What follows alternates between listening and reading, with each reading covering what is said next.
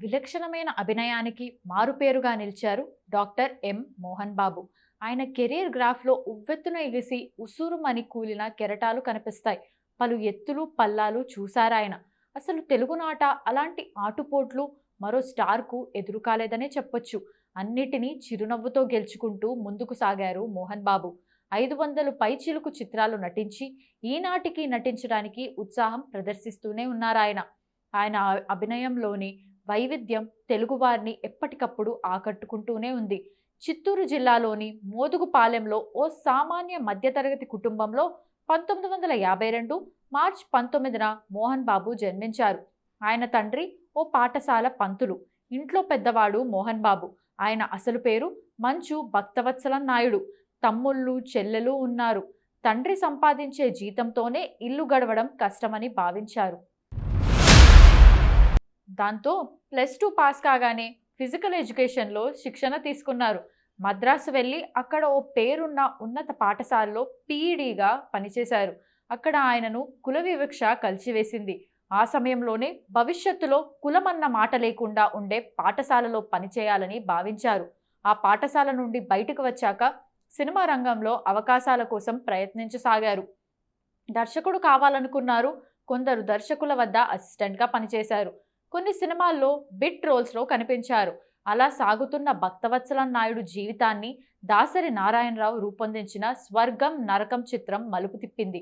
అందులో negative shades రోల్లో కనిపించి తర్వాత ఇల్లాలు అంటే గౌరవం పెంచుకునే ప్రవర్తన చెందిన పాత్ర పోషించారు. ఆ సినిమాతోనే భక్తవత్సలం నాయుడు కాస్త మోహన్ బాబుగా పరిచయమయ్యారు. ఆ తర్వాత నుంచి దాసరి నారాయణరావు రూపొందించిన పలు చిత్రాల్లో విలక్షణమైన పాత్రలు పోషిస్తూ అనతి కాలంలోనే అందరి దృష్టిని ఆకర్షించారు. ఇక ఆ పైన బాపు, కె రాఘవేంద్రరావు వంటి దర్శకులు సైతం మోహన్ బాబుకు తగిన పాత్రలు ఇచ్చారు. ఆ రోజుల్లో విలన్గా, క్యారెక్టర్ ఆర్టిస్ట్గా, కమెడియన్గా మోహన్ బాబు పలు పాత్రలు పోషించారు. మోహన్ బాబు ఉన్నాడంటే చాలు ఆయన పాత్ర వైవిధ్యంగా ఉంటుందని ప్రేక్షకులు భావించేలా చేసుకున్నారు.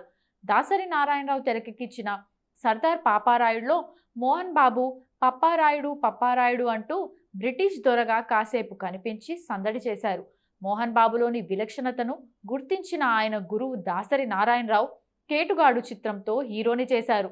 ఆ తరువాత మరికొన్ని చిత్రాల్లో హీరోగా నటించిన మోహన్ బాబుకు అవేవీ అంతగా అలరించలేదు. దాంతో సొంతంగా లక్ష్మీ ప్రసన్న పిక్చర్స్ సంస్థను స్థాపించి తొలి ప్రయత్నంగా ప్రతిజ్ఞ చిత్రాన్ని నిర్మించి నటించారు. అప్పటి నుంచి మోహన్ బాబు తన సొంత సంస్థలో పలు చిత్రాలు నిర్మిస్తూ హీరోగా సాగారు. అయితే మధ్యలో మళ్ళీ ఆయనను పరాజయాలు పలకరించాయి. అప్పుడు మళ్ళీ తనదైన అభినయంతో అలరించసాగారు. ముఖ్యంగా ఆ సమయంలో కామెడీ విలన్గా మోహన్ బాబు విజయయాత్ర చేశారు. ఇక తన బ్యానర్లో తాను హీరోగా కాకుండా ఇతరులతో చిత్రాలు నిర్మించాలని భావించారు. ఆ సమయంలోనే మలయాళంలో ఘన విజయం సాధించిన చిత్రం సినిమాను రీమేక్ చేయాలని రైట్స్ తీసుకున్నారు. వేరే హీరోను పెట్టి తాను నిర్మాతగా వ్యవహరించాలనుకున్నారు. అది వర్కౌట్ కాలేదు. దాంతో సన్నిహితుల సలహా మేరకు మళ్ళీ తానే హీరోగా మేకప్ వేసుకొని నటించారు. ఆ చిత్రమే అల్లుడు గారు. కె రాఘవేంద్రరావు దర్శకత్వంలో రూపొందిన అల్లుడు గారు మంచి విజయం సాధించింది. ఆ తర్వాత మళ్ళీ తన సొంత సంస్థలో చిత్రాలు నిర్మిస్తూ సక్సెస్ రూట్లో సాగారు. అల్లుడు గారు తర్వాత అసెంబ్లీ రౌడీ, రౌడీ గారి పెళ్ళాం వంటి చిత్రాలతోనూ మోహన్ బాబు నట నిర్మాతగా ఘన విజయాలను చవిచూశారు. ఆ సినిమాలతో స్టార్గా సక్సెస్ రూట్లో సాగిపోయారు. కె రాఘవేంద్రరావు దర్శకత్వంలో మోహన్ బాబు నటించిన అల్లరి మొగుడు కూడా అనూహ్య విజయం సాధించింది. ఇటు సొంత చిత్రాలతోనూ అటు బయటి సినిమాల్లోనూ మోహన్ బాబు హీరోగా విజయ బేరి మోగించారు. అదే సమయంలో మహానటుడు ఎన్టీఆర్తో మేజర్ చంద్రకాంత్ నిర్మించారు. ఎన్టీఆర్ చివరి చిత్రంగా మేజర్ చంద్రకాంత్ రూపొందింది. ఆ సినిమా కూడా అఖండ విజయం సాధించింది. ఎన్టీఆర్ తాను 4వసారి ముఖ్యమంత్రిగా ప్రమాణ స్వీకారం చేయగానే మోహన్ బాబును రాజ్యసభకు పంపారు. అదే ఏడాది మోహన్ బాబు నటించి నిర్మించిన పెదరాయుడు అఖండ విజయం సాధించింది. ఇండస్ట్రీలో హిట్గా నిలిచింది పెదరాయుడు. ఆ తర్వాత కూడా పలు వైవిధ్యమైన చిత్రాలు నిర్మించి అలరించారు మోహన్ బాబు. మన దేశంలో నట నిర్మాతగా అత్యధిక చిత్రాలు నిర్మించిన ఘనత మోహన్ బాబు సొంతం. దాదాపు 40కి పైగా చిత్రాలు నిర్మించి నటించారాయన. ఆ రికార్డ్ ఇప్పటికీ ఆయన పేరు మీదే ఉంది.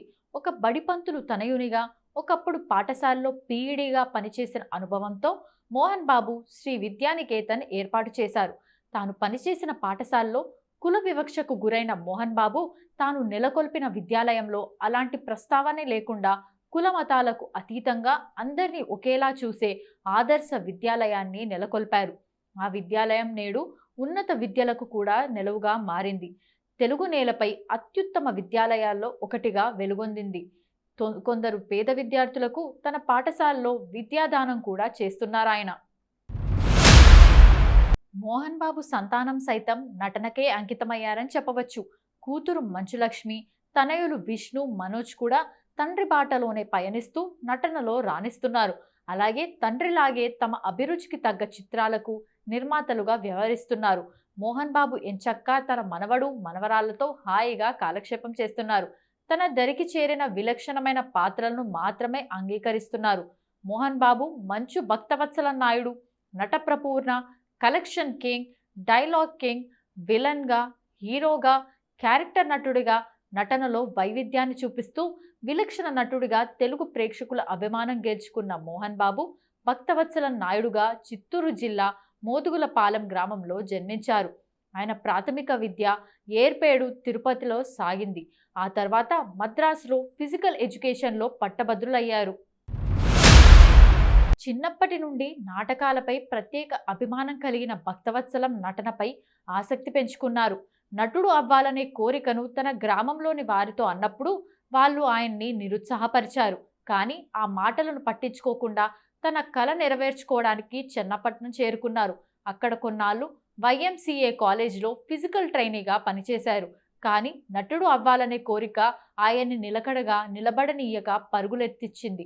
అవకాశాల కోసం ఎండ, వాన, ఆకలి, దప్పికలు లెక్క చేయక తిరిగి అలసిపోయారు. కొన్ని రకాల పరిస్థితుల మూలంగా ఆయన సహాయ దర్శకుడిగా మారాల్సి వచ్చింది. అలా ఆయన దర్శకుడు లక్ష్మీ దీపక్ దగ్గర పనిచేశారు.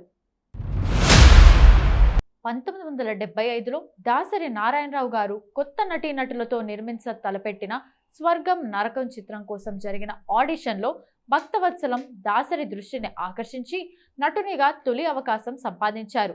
దాసరి గారే భక్తవత్సలం నాయుడిని మోహన్ బాబుగా వెండితెరకు పరిచయం చేశారు. ఆ చిత్రం విజయంతో నట ప్రస్థానం ప్రారంభించిన మోహన్ బాబు 35 సంవత్సరాల కాలంలో విలక్షణమైన పాత్రల్లో 500కు పైగా చిత్రాల్లో నటించి ప్రేక్షకులను మెప్పించారు.